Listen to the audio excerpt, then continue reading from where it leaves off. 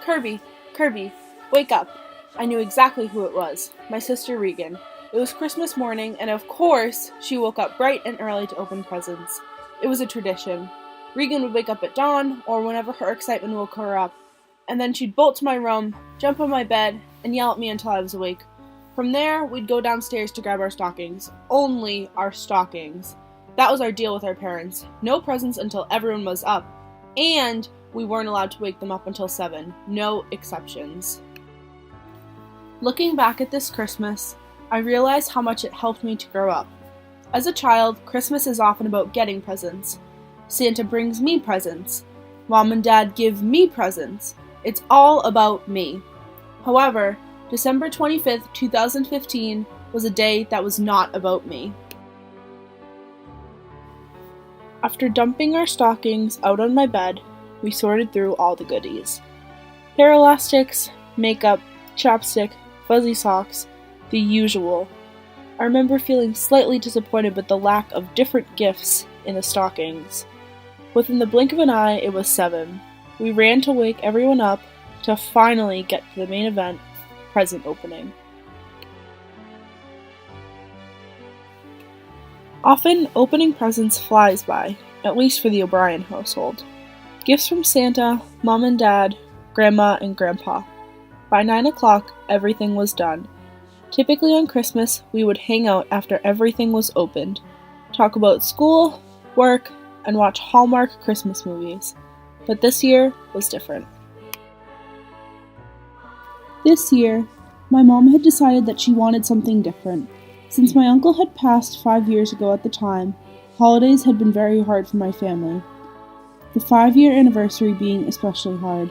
To help the ache, she told everyone that on Christmas afternoon, we would be going to serve at my brother's table in Lynn.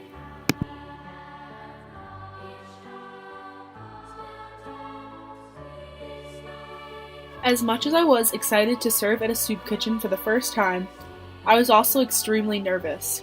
What would the people be like? Would I be uncomfortable serving them? All of my thoughts were that of a child. While getting ready to go on Christmas afternoon, I decided to throw all of my thoughts and anxiety out of my head. I would go into the experience with an open mind and make my judgments after I was done serving. Welcome, volunteers! Thank you for being here on Christmas. We appreciate it greatly. We walked through the crowd of people waiting outside the building, shivering from the coldness of the day. As the employee greeted us, my nervousness soon became excitement. All of the volunteers were placed on different stations. My grandmother, whom I call Ona, and I were handing out presents, my grandfather handing out cups of water, and the rest of my family serving food.